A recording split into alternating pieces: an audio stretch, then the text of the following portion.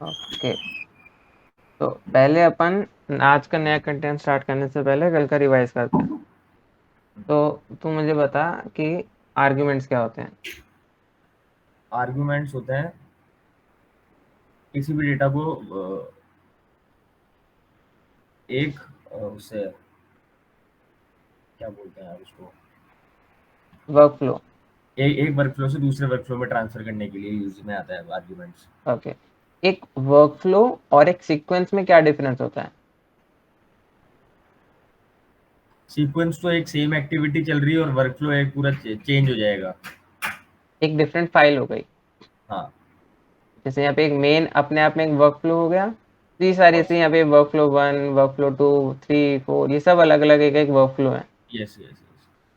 ठीक है, अगर मुझे कोई एक वैल्यू जो है एक वर्कफ्लो को पास करनी है एंड वो उसमें अपडेट करके मुझे फिर से वापस देगा, ठीक है, तो हाँ, हम उसको किस तरह का आर्गुमेंट होता है, वो हमारा उसका डायरेक्शन क्या होता है, उसको लिखते कैसे हैं? दोबारा रिपीट करना क्वेश्चन। तो मेरे पास यहाँ आर्गुमेंट है, मेरे को एक आर्गुमेंट क्रिएट करना है, यहाँ पे 3 आर्गुमेंट है, ठीक है। हाँ। अब इनमें से मैं कौन सा आर्गुमेंट यूज करूंगा? मेरी कंडीशन ये है कि मेरे को एक वैल्यू किसी वर्कफ्लो को देनी है, वो उस वर्कफ्लो में जाकर वो वैल्यू अपडेट होगी एंड देन मेरे को वापस मिलेगी। In out. शाबाश। और याद रखना है इनका नेमिंग कन्वेंशन, अगर इन हाँ आउट है तो IO अंडरस्कोर। हाँ। ठीक है, देन हमारे पास आते हैं ऑपरेटर्स। तो ऑपरेटर्स हमारे पास जो एंड लॉजिक हमने पढ़ा था, हम्म। एंड लॉजिक का एक सिंपल सा बताना है बस कि अगर मानो कि कंडीशन हमारी फॉल्स है, पहली कंडीशन, और दूसरी कंडीशन हमारी ट्रू है, तो आउटकम क्या रहेगा? आउटकम फॉल्स रहेगा। एंड अगर एंड की जगह और होता तो? एंड की जगह और होता तो एक ट्रू सफिशिएंट होता है आंसर ट्रू लेके आने के लिए। बस, करेक्ट। ठीक है, तो अभी हम आज जो है हमारा कंडीशनल से स्टार्ट करते हैं वापस से। ओके। तो लाइक ये वाला तो हमने कल की क्लास में पढ़ लिया था। कंडीशनल्स क्या होते हैं? स्टेटमेंट्स जिससे हम ट्रू या फॉल्स कंडीशन डिफाइन करते हैं। ठीक एंड है। अगर हमारी कंडीशन ट्रू होती है तो बेस्ड ऑन दैट हम कुछ सर्टेन एक्शंस फॉलो करते हैं, फॉल्स है फाइन। तो कुछ डिफरेंट एक्शंस फॉलो करते हैं। Right. Then other after if else comes if elif else, मतलब अगर हमारे पास मल्टीपल कंडीशन है चेक करने के लिए तो हम एल्स इफ यूज करते हैं। इसमें कैसे वर्क करता है? पहली कंडीशन अगर ट्रू हुई तो उसकी बॉडी एग्जीक्यूट होगी देन सेक्शन में एंड वो क्लोज हो जाएगा। अगर ओके। पहली कंडीशन फॉल्स है तो सेकंड चेक करेगा, सेकंड फॉल्स है तो थर्ड चेक करेगा, एंड अगर कोई भी कंडीशन ट्रू नहीं है तो और एल्स सेक्शन प्रोवाइडेड है तो एल्स एग्जीक्यूट हो जाएगा। ओके। ओके, देन ये हमने कल पढ़ा था कि हमें नेस्टेड इफ एल्स जितना पॉसिबल हो अवॉइड करने की कोशिश करनी है। ऐसी सिचुएशन हो सकती है कि तुम इसको अवॉइड ना कर पाओ, but we have to try our best. Okay, ये वाला समझ में आया नेस्टेड इफ एल्स? थोड़ा एक बार दोबारा रिपीट करना। हाँ, तो नेस्टेड इफ एल्स क्या होता है? जब हम एक इफ एल्स के अंदर इफ एल्स लगाते जाते हैं। अच्छा। मतलब अगर एक एग्जांपल बनाते हैं हम, मैंने एक इफ लगाया, देन मैं इसके एल्स में गया और यहाँ पे मैंने एक और इफ लगा दिया, अच्छा ठीक देन है। मैंने अगेन इफ लगा दिया, तो ये अप्रोच गलत है। हमें हो सकता है कि यहाँ पता है अप्रोच गलत इस सेंस में है कि जब इसको तुम अपडेट करोगे या रिव्यू करोगे अपने कोड को या किसी और को पास ऑन करोगे, तो इस स्टेट में कोड को वापस से समझना मुश्किल हो जाएगा। क्योंकि यहाँ पे अब यहाँ पे एक सीक्वेंस के अंदर लेट्स से 10 आइटम्स होंगे चेक करने के लिए, हर सीक्वेंस में 10-20 एक्टिविटीज हैं, तो क्या होगा कि वो रिव्यू करना बहुत डिफिकल्ट हो जाएगा, कि बहुत नेस्टेड हो जाएगा और डिफिकल्ट होगा। अगर तुम्हें ऐसी कोई कंडीशन चेक करनी है कि मल्टीपल कंडीशंस हैं, तो इंस्टेड ऑफ यूजिंग इफ हम क्या यूज करेंगे? हमारा एल्स इफ। ओके। क्योंकि ये हमारा कोड जो है एक क्लियर रखता है, स्मूथ रखता है, एक ही एक्टिविटी में तुम्हारे सारी कंडीशंस चेक हो सकती हैं। Okay, okay. देन हमारे पास अब आज का स्टार्ट करते हैं हम अबाउट फ्लो डिसीजंस। ओके। तो it also conditions either a true or false and we use flow decisions only in flowcharts. Okay. Unlike if, like if can be used with flowchart and sequence both, but flow decision can only be used with a flowchart. Okay, so Okay. if I just open a flowchart over here, like over here we had used of the flow decision. It is checking some condition. If the condition is true, you can connect the arrow with some particular set of activities. Hmm. False, then either you can use another flow decision to check another condition, or just drag it to another activity. Fine. Okay, so unlike if, like if has an else if as well with it. Okay, but with flowchart you are going to use same flow decision again and again for multiple else if conditions. Yes. So always go with flowchart only when your process is too much complex. If it is a simple process, you can go with the sequence. Right. Then we will learn about switch cases. So a switch statement allows a variable to be tested for equality against a list of values. And each value is called a case, and the variable being switched on is checked for each switch case. So let me explain this using UiPath itself.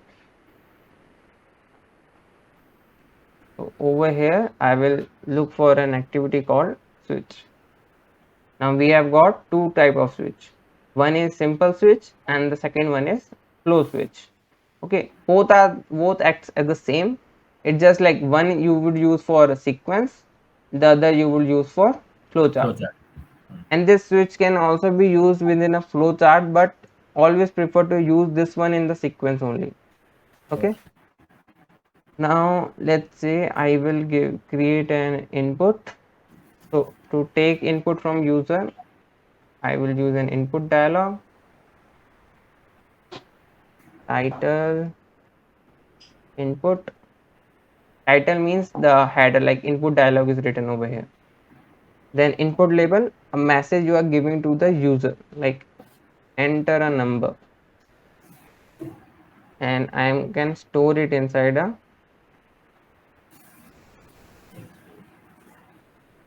user input. Also, let's convert it. Okay, let it be. So I have got an input from the user.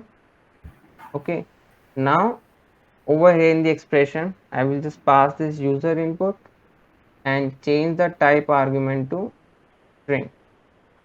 You can put the type argument to anything, be it integer, boolean, string. It defines that what is the data type of this user input value. Okay, Okay. now we have got two things over here, adding a new case and a default value.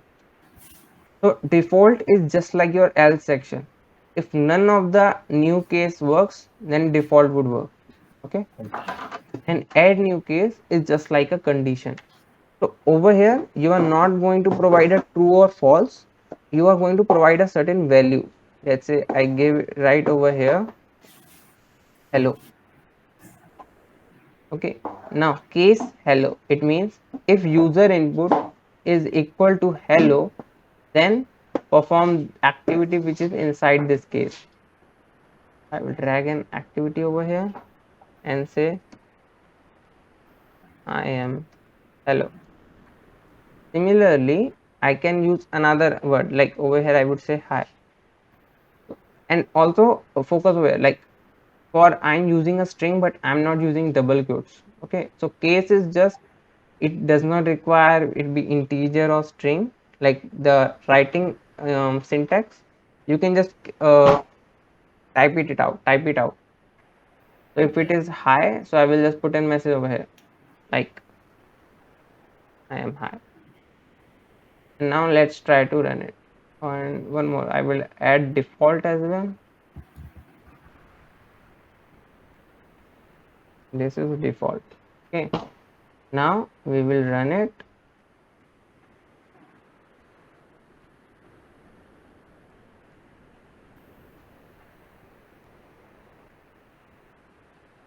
So it shouldn't have been a number. Okay, so let's say I am writing it as high.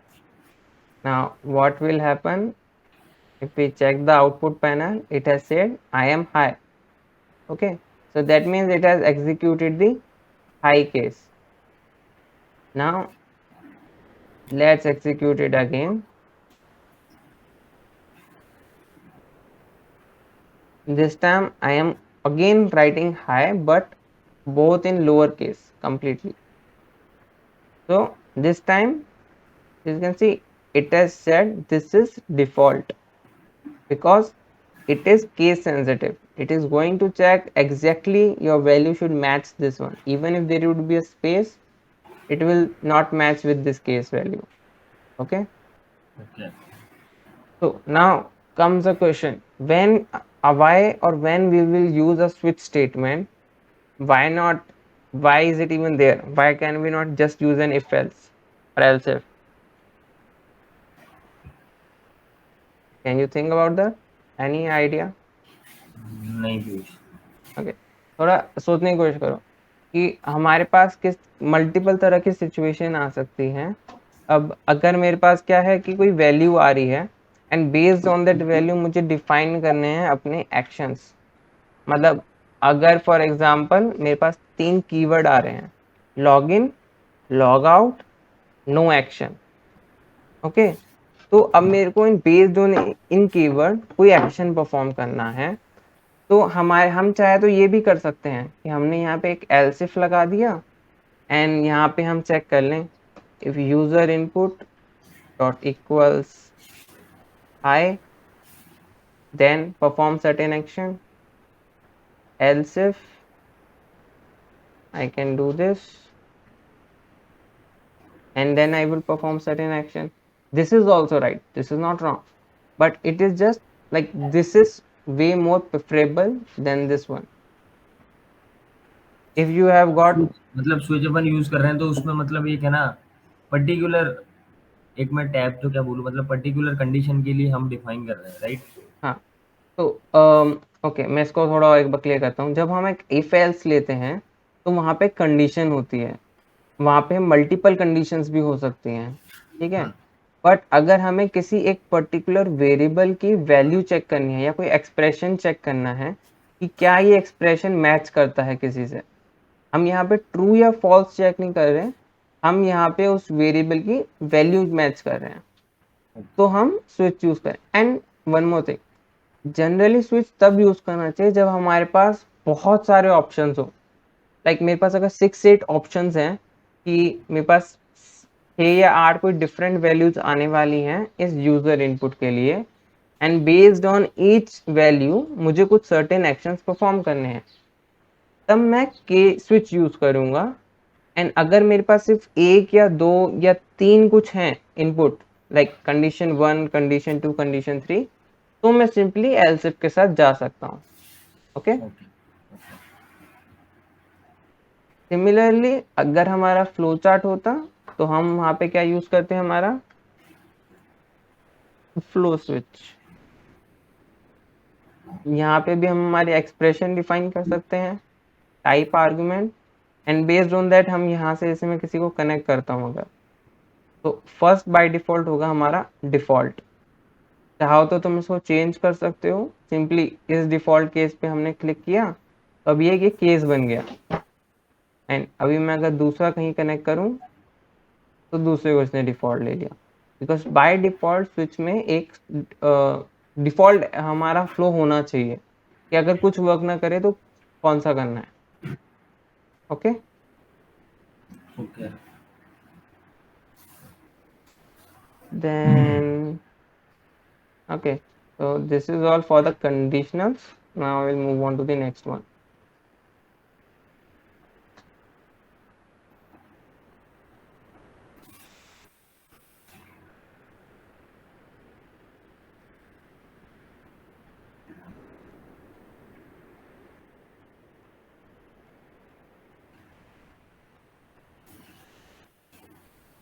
Okay, ये मैंने कौन सा है, एक second, ये वाला तो हो गया है हमारा.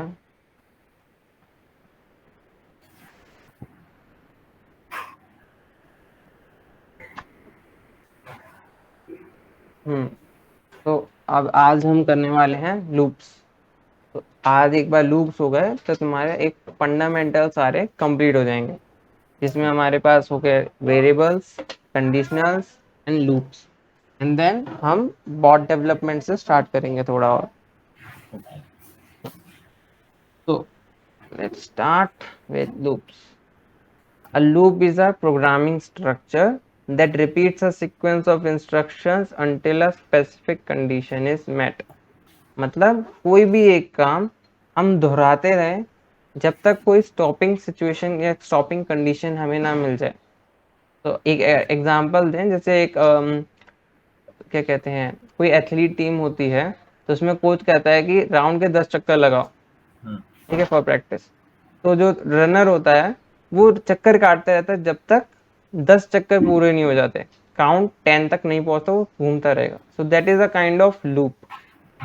ओके, तो हम लूप जो है कई चीजों पे लगा सकते हैं, लाइक कई सिचुएशन में। किसी हम एक कलेक्शन के ऊपर इटरेट करना, या फिर कोई मल्टीपल हमें नंबर को वापस सम करना है, या कोई फंक्शन को रिपीट करना है, तो ऐसे कई चीजें हैं जिसके अंदर हम लूप्स का यूज कर सकते हैं।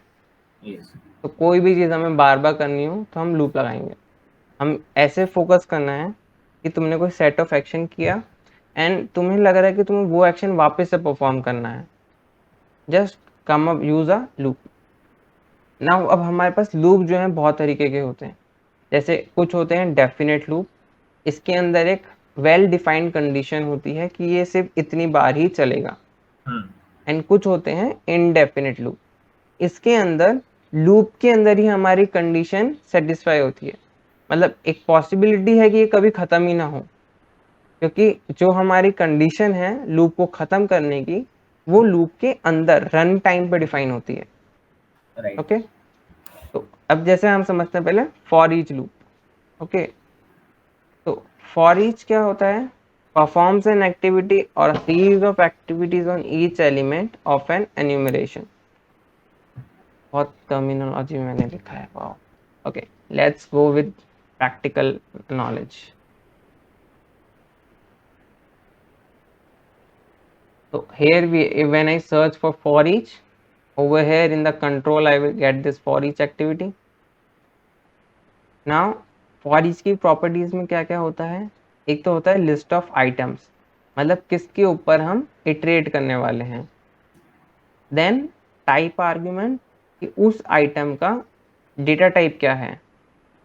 इसको मैं समझाने के लिए एक काम करता हूँ, यहीं पे बना देते हैं अभी। जैसे एक एरे है, एरे क्या होता है कि मतलब कोई भी हम चीज कर्ली ब्रेसेस के अंदर रख दे वो एक तरह का एरे हो जाता है, ठीक है। तो ना it could be an array of object, array of string, array of integer, anything. तो अभी जैसे मैं यहाँ पे, अगर मल्टीपल वैल्यूज होती है तो एरे यूज करते हैं। हाँ, नॉट ओनली एरे, एरे सिर्फ एक टाइप है जो हम यूज कर सकते हैं। हमारे पास बहुत सी तरह लिस्ट भी होती है एरे की तरह, जो हम मल्टीपल वैल्यूज को साथ में स्टोर करने के लिए यूज कर सकते हैं। ऐसे ही इन्यूमरेबल होता है। तो बेस्ट चीज अगर तुम्हें कहनी हो कि हम क्या यूज करेंगे अगर हमें मल्टीपल आइटम्स को एक साथ स्टोर करना है, डिफरेंट वैल्यूज को, तो वो होगा एक एन्यूमरेबल। एन्यूमरेबल क्या होता है? ये जो यहाँ पे लिखा है कि कोई भी चीज जिसपे हम इटरेट कर सकें। ओके, तो अब जैसे यहाँ पे मैंने 3 वैल्यू लिखी ए बी सी एक एरे में। अब एरे क्या होता है कि एक एरे जो है मेरा ये हो गया एरे ऑफ स्ट्रिंग। तो मैं यहाँ पे जो ऑब्जेक्ट है इसी जगह पे स्ट्रिंग लिख दूंगा, ठीक है। ये मेरे पास एक कलेक्शन है, एक एन्यूमरेबल है, और इसके अंदर मेरे स्ट्रिंग टाइप के एलिमेंट्स हैं, जो मतलब एक एरे के अंदर एक एक वैल्यू होती है, उसको हम एलिमेंट कहते हैं।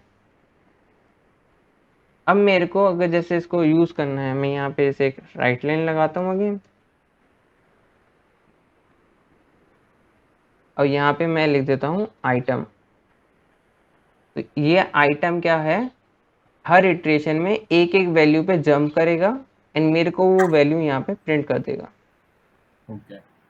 इसको रन करते हैं, तब तक मैं मेरा एक बार व्हाइट बोर्ड भी ओपन कर देता हूँ।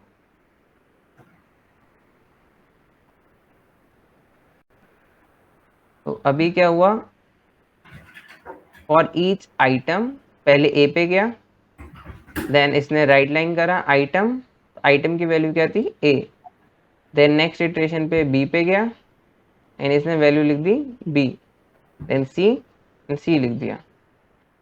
अब यहाँ पे मैं चाहूँ तो instead of A B C अगर मैं यहाँ पे लिखता हूँ 1 2 3 4, अभी मैंने देखो डबल क्वोट्स में नहीं लिखा है बट स्टिल एक पैरेंथेसिस के अंदर है, कर्ली ब्रेसेस। तो अभी मैं इसको क्या करूँगा यहाँ पे इंट, ये मेरा इंटीजर टाइप का है।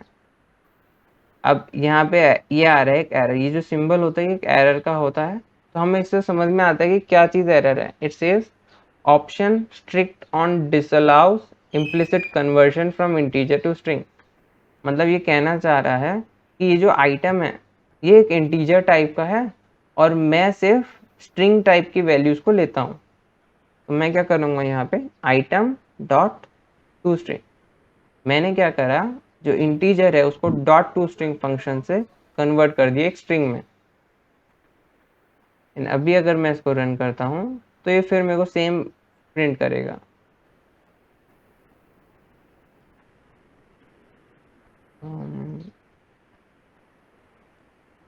तो यहाँ पे देखो हमें इसने 1 2 3 4 प्रिंट कर दिए। Okay, okay.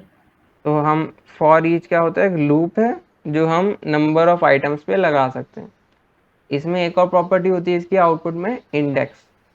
तुम जोन से अब ये कोई एक और थिंग, कोई भी इंडेक्स कोई भी लिस्ट एक जीरो बेस्ड इंडेक्स होता है। मतलब जैसे 1 है इसकी पोजीशन है 0, 2 की पोजीशन होगी 1, 3 की पोजीशन होगी 2। ओके, तो अब अगर जैसे मैं यहाँ पे लिखना चाहूँ 1 2 3 4 dot index of 2 dot to string, I am not sure if it is right. Okay, right line में नहीं आ रहा, मेरे को वेरिएबल बनाना पड़ेगा। 1 सेकेंड, काम करते हैं अभी हम यहाँ पे एक वेरिएबल बनाते हैं एरे आइटम, इसको मैंने वैल्यू दे दी 1 2 3 4। अभी देखो यहाँ पे एरर आ रहा है क्योंकि one dimensional array of integer can not be converted to string. तो मैं वेरिएबल्स पैनल में जाऊँगा, बाय डिफ़ॉल्ट हमारा जो भी नया वेरिएबल होता है वो स्ट्रिंग टाइप का होता है। मैं इस पर क्लिक करूँगा, एरे ऑफ पे जाऊँगा और इसको एज एन इंटीजर सेलेक्ट कर लूँगा। तो अभी ये मेरा क्या हो गया है इंट 32 का एरे। ये जो क्या कहते हैं जो हमारे क्लोज ब्रैकेट्स हैं ये तो ये डिफाइन करते हैं स्क्वायर ब्रैकेट कि एक एरे है। और अब मैं जैसे यहाँ पे ये लिखूं array item 0 dot to string, तो ये क्या करेगा एरे आइटम ये इसकी 0 पोजीशन पे क्या है वो प्रिंट कर दे। इसको हम कहते हैं इंडेक्सिंग। ओके,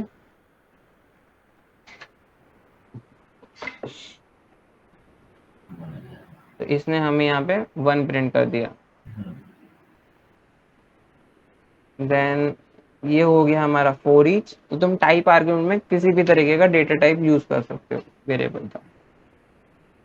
देन आता है for each row in a data table, इसका भी सेम होता है प्रोसेस, सारे लूप्स एक तरह से सेम ही होते हैं। जस्ट ये क्यों बना है, हम एक यूजर को और इजी करने के लिए वर्क, कि उसको ज़्यादा चेंजेस ना करने पड़े।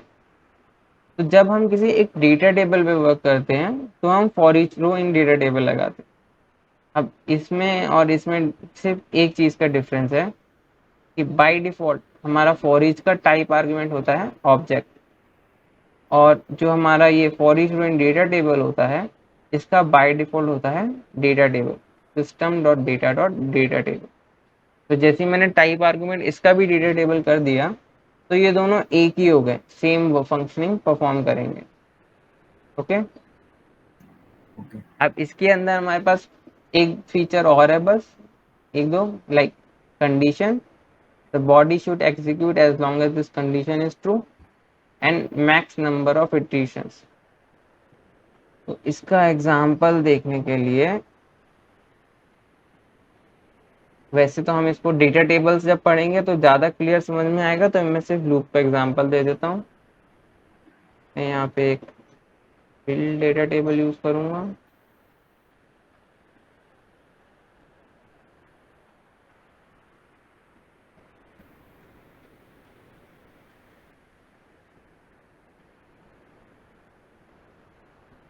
यहाँ पे मैंने एक वेरिएबल बना दिया कंट्रोल के dt1 और इसको इसमें पास कर दिया।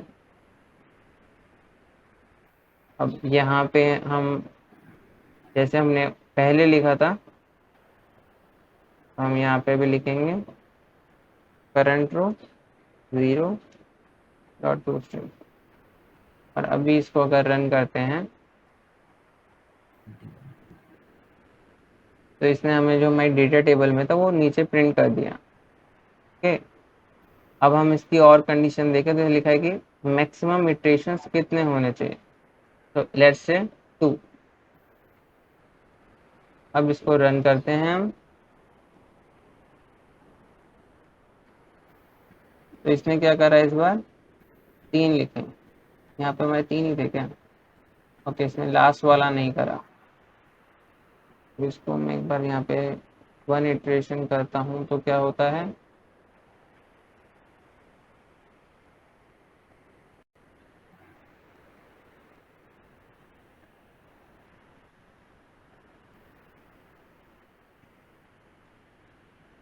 ओके अभी भी लिख रहा है। मैं को एक बार ये देख के बताता हूँ इटरेशन का क्या सीन है। मैक्सिमम लूप काउंटर,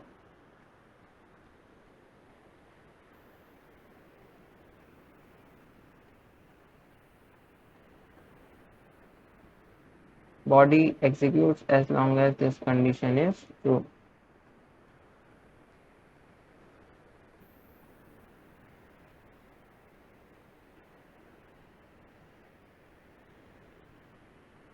नहीं, हर बार पे लिखा है। ओके, एनीवे, तो मैंने कभी मैक्स इटरेशन और कंडीशन का यूज किया नहीं है। हम जनरली क्या करते हैं, सिंपली फॉर ईच रो लगाते हैं एंड इसके हम यूज करते हैं जब हमें किसी एक डेटा टेबल पे इटरेट करना होता है। जैसे हमने ये ऊपर एक डेटा टेबल बनाई है, just like data table is just like your Excel file. Okay, कोई डाउट है क्या इसमें? हाँ, इसमें एक बार और थोड़ा एक्सप्लेन करता हूँ। ठीक है, तो for each row in data table हम तब यूज करते हैं जब हमें किसी एक डेटा टेबल पे इटरेट करना होता है।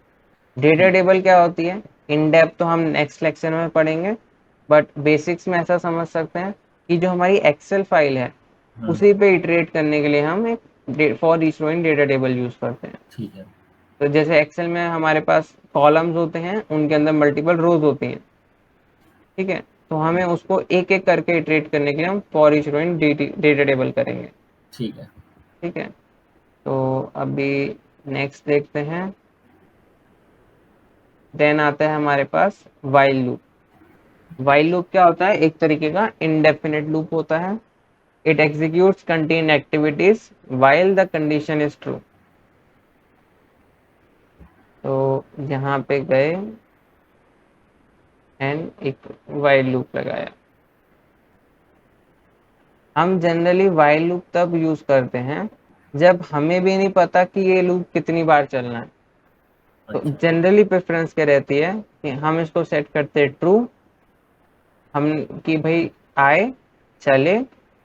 लेट्स से यहाँ पे हमने इससे बार बार आए लिखवा रहा हूँ मैं, एंड यहाँ पे हम एक कंडीशन सेट कर देते हैं कि हमारी ये कंडीशन ट्रू हो गई तो ये लूप बंद हो जाना चाहिए।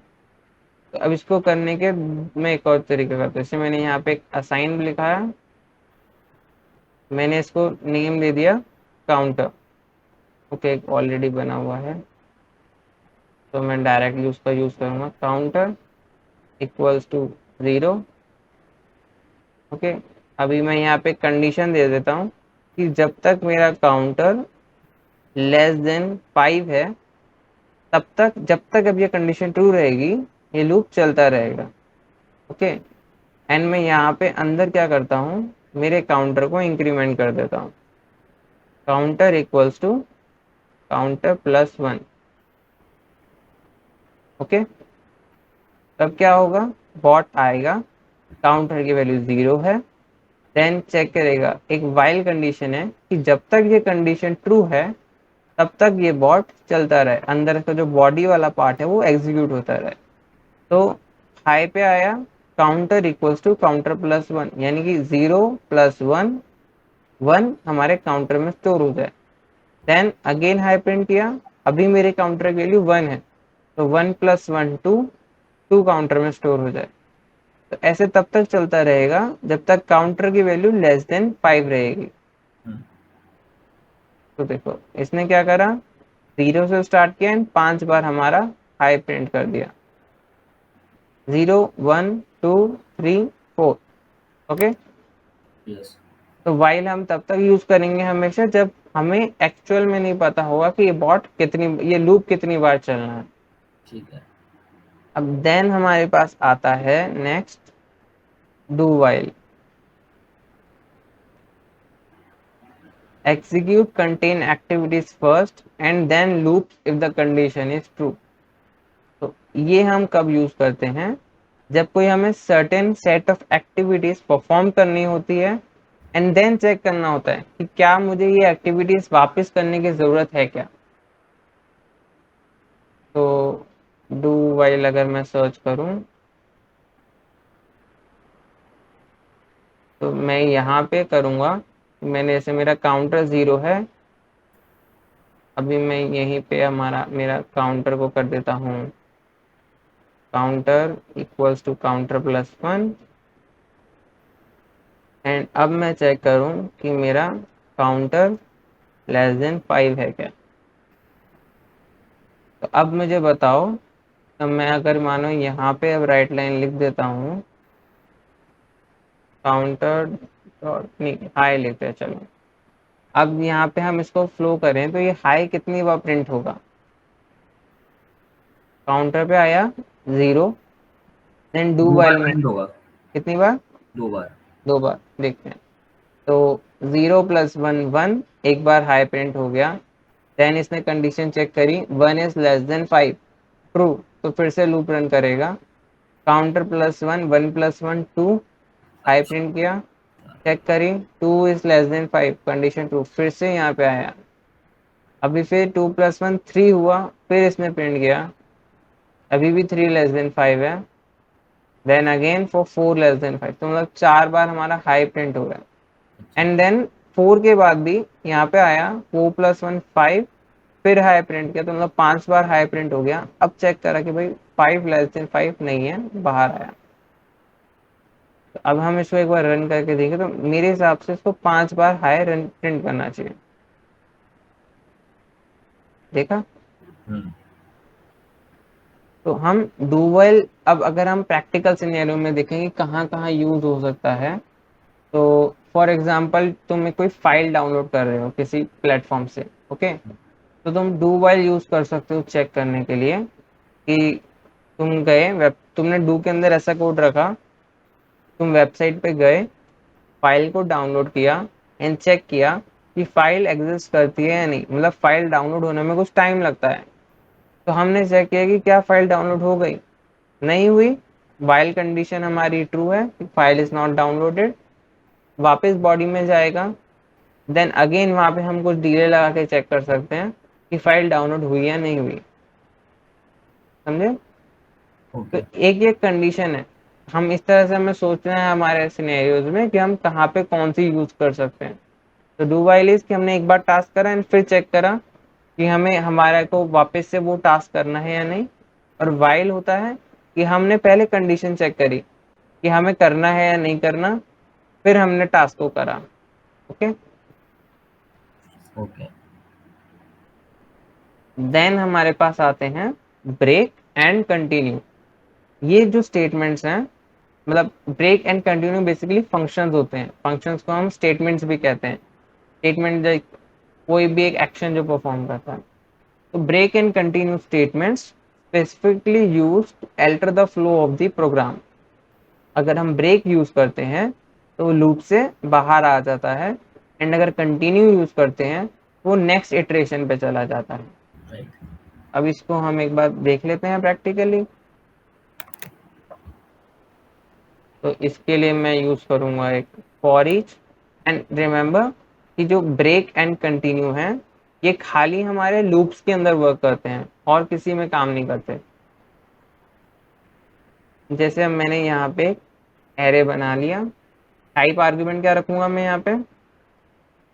N32। नाइस। और अब मैं यहाँ पे क्या करता हूँ, इफ कंडीशन लगाता हूँ and I say if my item is equal to 4। ठीक है, अगर ऐसा है तो मैंने यहाँ पे कंटिन्यू लगा दिया एंड मैं यहाँ पे राइट लाइन लगाता हूँ और इसमें मैं लिख देता हूँ आइटम डॉट टू स्ट्रिंग। अब कंटिन्यू का मतलब क्या होता है? स्किप, कि अभी जो कर रहे हो वो काम छोड़ो और अगले वाला काम उठा लो। ठीक है, तो इस हिसाब से अब देखते हैं कि क्या प्रिंट करता है।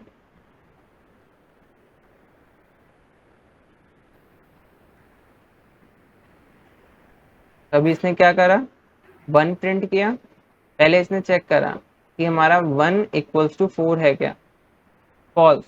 तो ये हमारा, हम इसने इफ के अंदर कुछ नहीं किया और नीचे चला गया, प्रिंट कर दिया 1। देन हमारे आइटम की वैल्यू हुई 2। फिर इसने चेक करा 2 इक्वल्स टू 4 है क्या, ये भी फॉल्स है। तो फिर ये इसने राइट लाइन प्रिंट कर दिया। अब जब लेकिन ये 4 पे आया तो इसने देखा कि 4 इक्वल्स टू 4 है, तो इसने कंटिन्यू एग्जीक्यूट करा एंड उस टाइम पे ये राइट लाइन एक्टिविटी एग्जीक्यूट नहीं होगी। कंटिन्यू देखते ही जो बॉट है वो नेक्स्ट ट्रांजेक्शन पे चला जाएगा, वो है 5। एंड देन अगेन हमारा प्रोसेस फ्लो चलने लगेगा कि 5 equal to 4 false, so write line item dot to string. ठीक है। समझा जी मैं पीयूष वाला एक बार। कंटिन्यू का मतलब क्या होता है कि जो करंट हमारा जो वर्क है, ट्रांजेक्शन है, मतलब करंट आइटम जिसको प्रोसेस कर रहे हो उसको स्किप कर दो। जैसे तुमने ऊनो खेला है क्या? क्या खिला है? ऊनो खेला है क्या कभी? कार्ड्स में ऊनो, ऊनो नहीं, गेम। ओके नहीं, ठीक है, मैं नहीं। दूसरा एग्जांपल लेता हूँ। इसको हम पहले करते हैं डिलीट।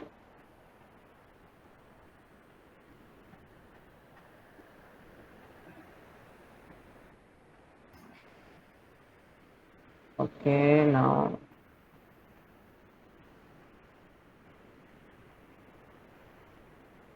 तो कंटिन्यू का मतलब क्या होता है? बेसिकली स्किप करना। ठीक है, तो इससे मतलब पहले, अगर एक कोई डिजायर कंडीशन मिल गई तो अब नेक्स्ट स्टेप पे चले जाएं। हाँ, जैसे ही तुम्हें मतलब कंटिन्यू कीवर्ड मिल गया तो तुम जो अभी काम कर रहे हो वो ना करके तुम नेक्स्ट पे चला जाओगे। ओके। तो मैं बॉट हूँ, मैं यहाँ पे आया, मैंने कुछ काम किया, फिर मैं यहाँ पे आया, मैंने कुछ काम किया। अब यहाँ पे जब आया तो काम करते वक्त मुझे कंटिन्यू कीवर्ड मिल गया, तो कंटिन्यू से यहाँ पे तुम्हारी ज़रूरत नहीं है, तुम अगले पे जाके काम करने लग जाओ। तो इसने क्या करा, इस वाले को परफॉर्म ही नहीं करा और सिर्फ इसको करा, इसको करा, इसको स्किप करके अगले पे चला गया। That is continue. Okay. Then हमारे पास होता है ब्रेक स्टेटमेंट। इसको बनाते हैं हम वापस से। तो ब्रेक क्या होता है? लेट्स से हमारा ब्रेक यहाँ पे थर्ड पे लिखा हुआ है, तो बॉट आएगा, पहला आइटम उसने प्रोसेस किया, देन उसने हमारा सेकंड प्रोसेस किया, एंड जब थर्ड पे आया तो उसको मिला ब्रेक। तो ब्रेक का मतलब होता है कि लूप के बाहर आ जाओ, तुम्हें इसके आगे जाने की या इसको भी परफॉर्म करने की कोई जरूरत नहीं है।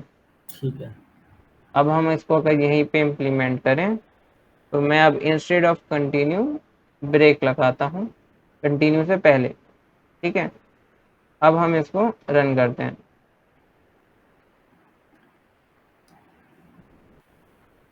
अब देख अब क्या हुआ, इसने 1 प्रिंट किया, 2 प्रिंट किया, देन 3, एंड देन जैसे 4 पे आया इसने देखा ब्रेक। ब्रेक का मतलब जो कंट्रोल है वो इस फोर ईच के बाहर आ जाना चाहिए। तो लाइक हमारा कंट्रोल कहाँ आ जाएगा, यहाँ पे।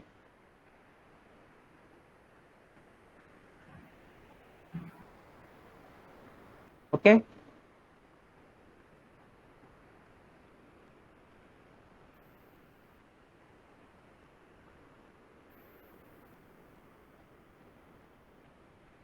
ब्रेक और कंटिन्यू क्लियर हुआ।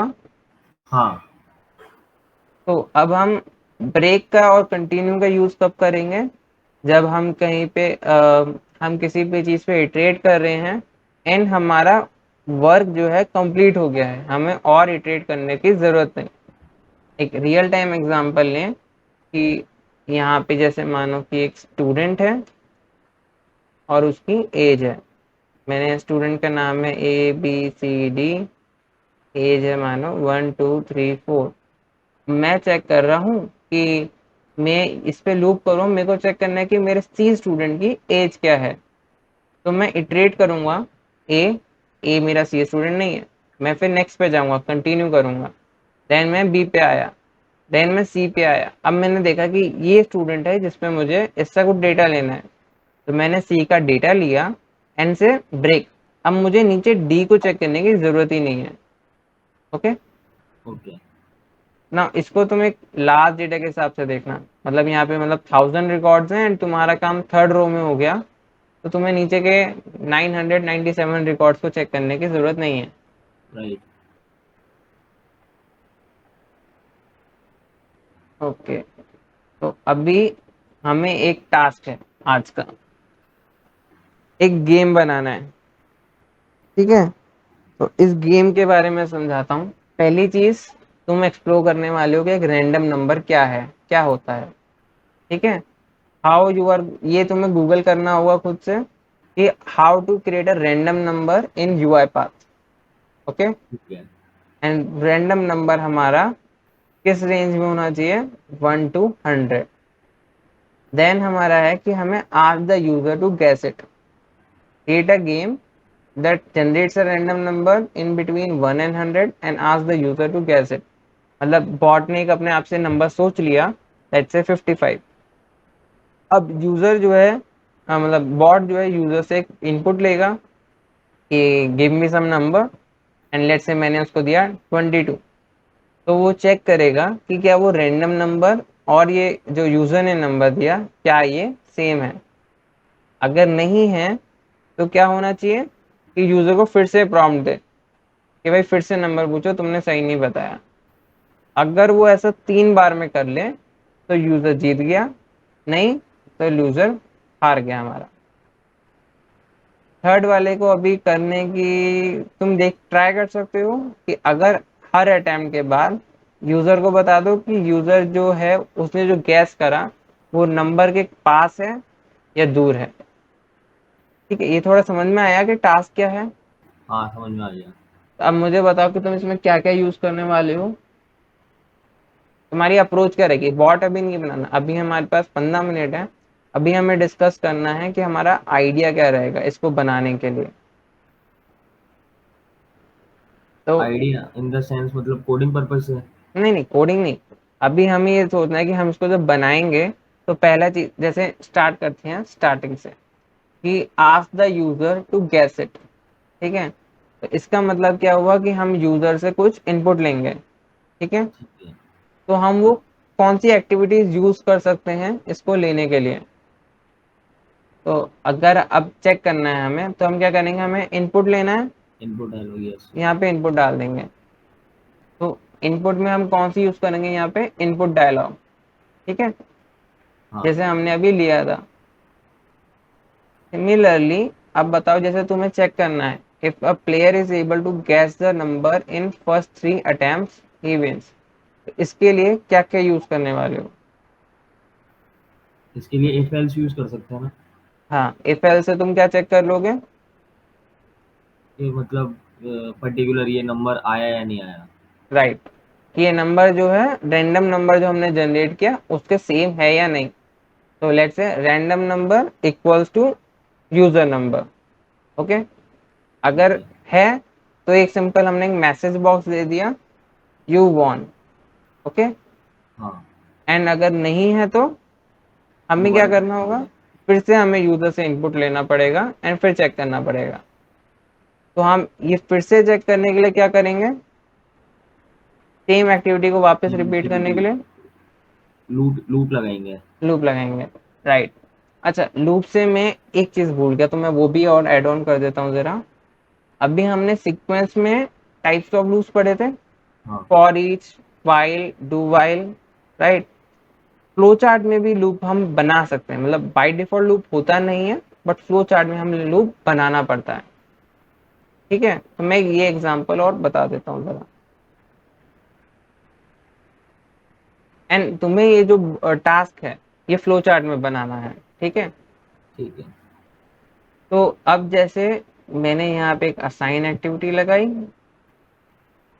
मैंने इसको एक वेरिएबल दे दिया काउंटर, और इसको मैंने वैल्यू दे दी 1। पहले मैं इसको कन्वर्ट करूंगा इंटीजर टाइप में। अब मैं यहाँ पे मुझे एक कंडीशन चेक करनी है, तो मैं क्या यूज करूंगा लूप में, बताओ। क्या दोबारा रिपीट करना? मुझे कोई कंडीशन चेक करनी है लूप के अंदर कि लाइक ये काउंटर की वैल्यू लेस देन 5 है या नहीं, तो मैं कौन सी एक्टिविटी यूज कर सकता हूँ। एक सेकंड, एक सेकंड, मुझे कोई कंडीशन चेक करनी है लूप के अंदर।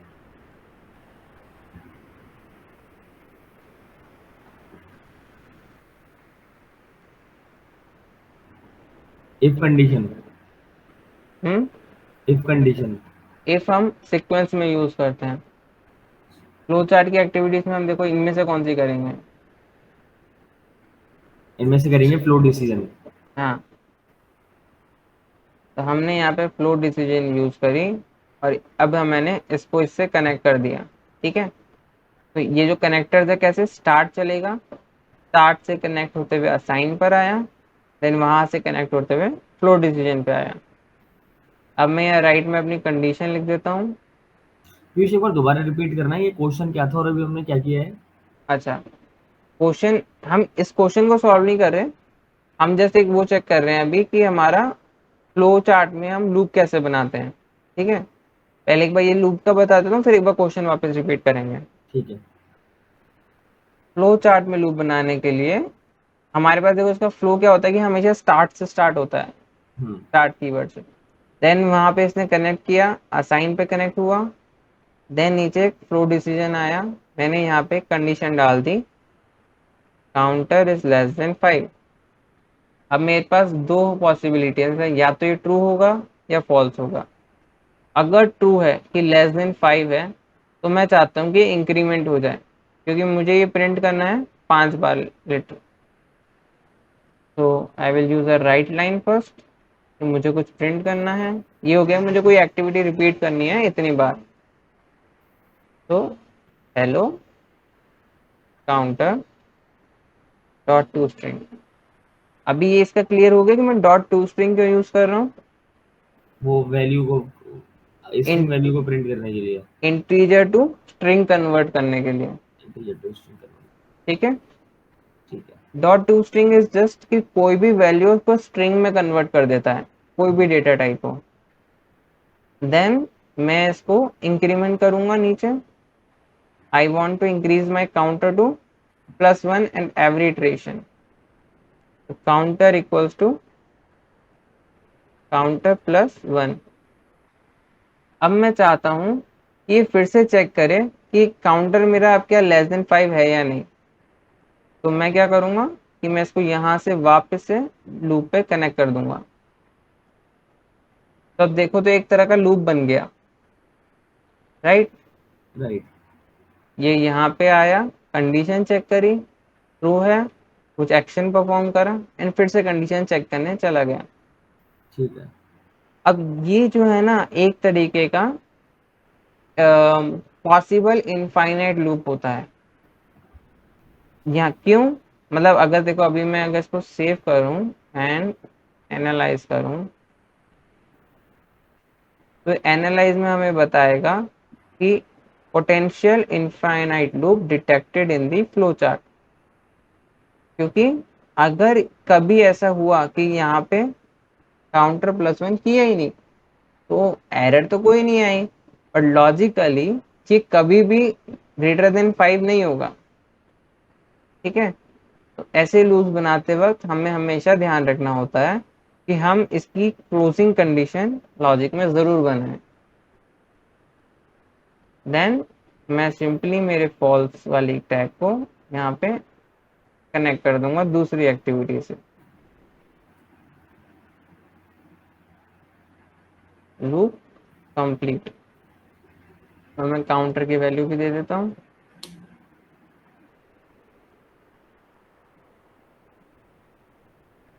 अभी हम इसको रन करते हैं तो क्या होगा, असाइन पे आया, फ्लोट डिसीजन पे, देन राइट लाइन असाइन हुआ एंड देन लास्ट फॉल्स पे गया।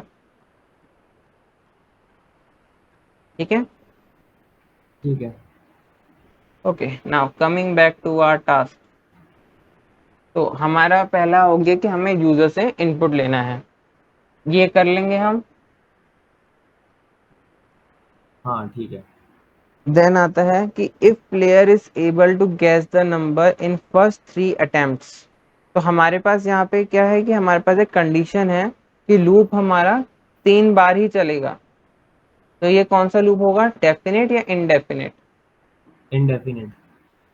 नहीं, डेफिनेट। हमारे पास फिक्स्ड कंडीशन है कि हमें कितनी बार लूप को चलाना है, 3 बार। हाँ तो इनडेफिनेट होता है कि मतलब हमें भी नहीं पता कि कितनी बार अच्छा अच्छा, चलना है। सॉरी सॉरी, मैं इंग्लिश वर्ड थोड़ा गलत।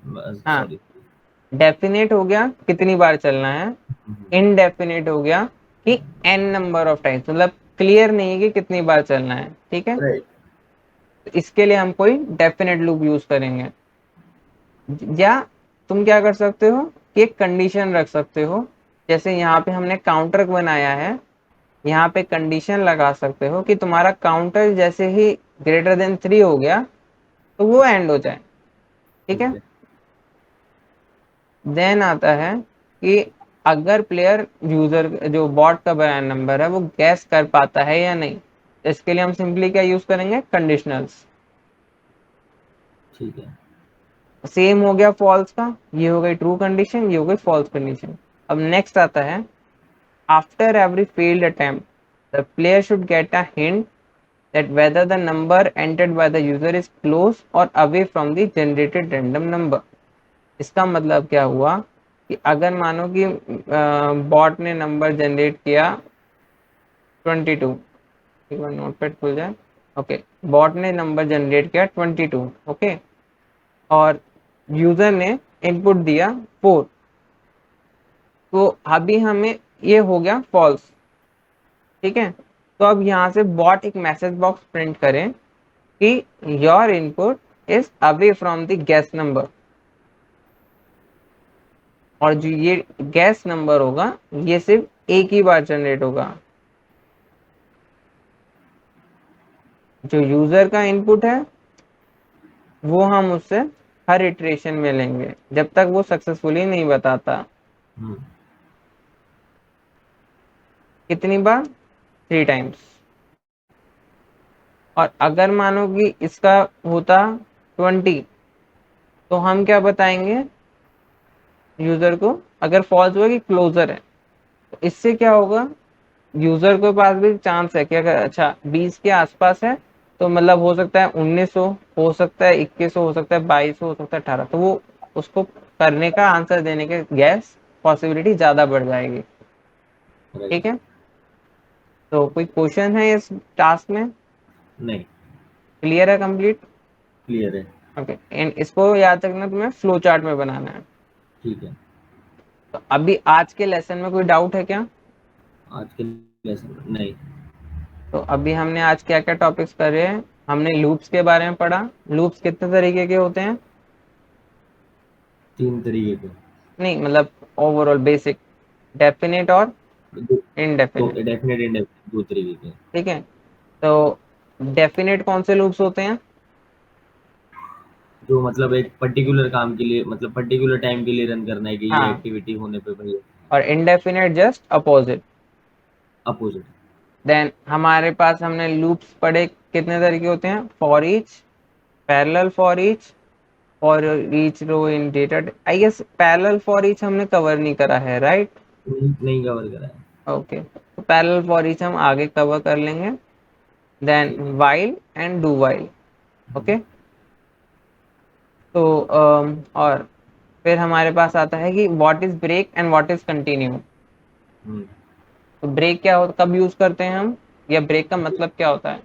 ब्रेक हम तब यूज करते हैं जब लूप लगाते वक्त हमें जब अगर मैसेज मिल जाएगा ब्रेक, तो हम्म। उस एक्टिविटी से बाहर आ जाना है हाँ। और नेक्स्ट स्टेप परफॉर्म करना है। और जब कंटिन्यू आ जाएगा, नहीं मतलब ये तो मैंने हाँ। कंटिन्यू बता दिया।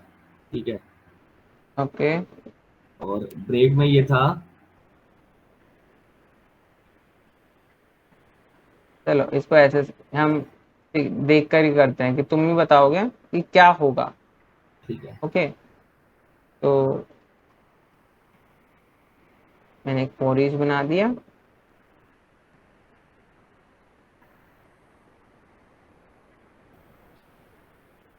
इसको मैंने int32 दे दिया।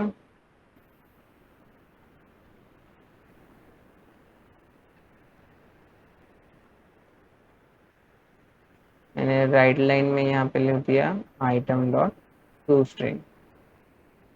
अब बताओ, मुझे ऐसा करना है कि मुझे 1 2 4 और 5 इनको प्रिंट करना है। मैं चाहता हूँ कि थर्ड वाला प्रिंट ना हो, तो मैं क्या करूंगा? अच्छा, ब्रेक लगा दोगे इधर, ये वाले मेरे को एक्शन की जरूरत नहीं है। क्या मुझे बताओ, मैं क्या एक्टिविटी कौन सी लगाऊं यहाँ पे? लूप। हम्म। लूप। लूप? हाँ। लूप कौन सा? डेफिनेट मतलब। नहीं देखो, मैंने एक डेफिनेट लूप लगा रखा है फॉर ईच। ठीक है। और यहाँ पे मैं प्रिंट कर रहा हूँ 1 2 3 4 5। ठीक है। अब मैं यहाँ पे कुछ ऐसा लगाना चाहता हूँ कि वो चेक करे कि क्या इसकी वैल्यू 3 है। अगर 3 है तो नेक्स्ट इटरेशन पे चले जाए। If else. ठीक है। तो मैं यहाँ पे एक इफ लगा देता हूँ। अब मैं कंडीशन चेक करूंगा, आइटम इक्वल टू 3। ठीक है। अब यहाँ पे बताओ कि ब्रेक आएगा कि कंटिन्यू, कि ये 4 को प्रिंट करे। कंटिन्यू। राइट। अब मैं कंटिन्यू लगाऊंगा और अब मैं इसको रन कर दूंगा। तो इसने 3 को स्किप कर दिया। अब अगर मैं चाहूं कि ये 3 आते ही बंद हो जाए, तो मैं क्या यूज करूंगा? ब्रेक। ब्रेक। तो यहाँ पे अब क्या होगा, ये सिर्फ 1 प्रिंट करेगा, 2 प्रिंट करेगा एंड बंद हो जाएगा। ओके। ओके। ठीक है। तो that is all for today's class. कल तुम जब आओ तो मेरे को, एक तो जो कल का हमने पढ़ा था हाँ। उसका एक एक समरी चाहिए लिंक्डइन पे। हम्म। एंड ये टास्क तुम करोगे एंड कल दिखाओगे तुम्हारे स्क्रीन पे। ठीक है। ठीक है। और कोई डाउट हो तो तुम मेरे को पूछ लेना। ठीक है, और दूसरी चीज, मैं ये पीडीएफ शेयर हो जाएगी क्या? नहीं। Google sheet. अच्छा। ये प्रेजेंटेशन? हाँ। नहीं। अच्छा ठीक है। तुम रिकॉर्डिंग देख लेना वापस से एक ठीक बार। है। ठीक है। ठीक है। ठीक है। ठीक है। चलो। ठीक ओके। है। Okay, thank you, bye.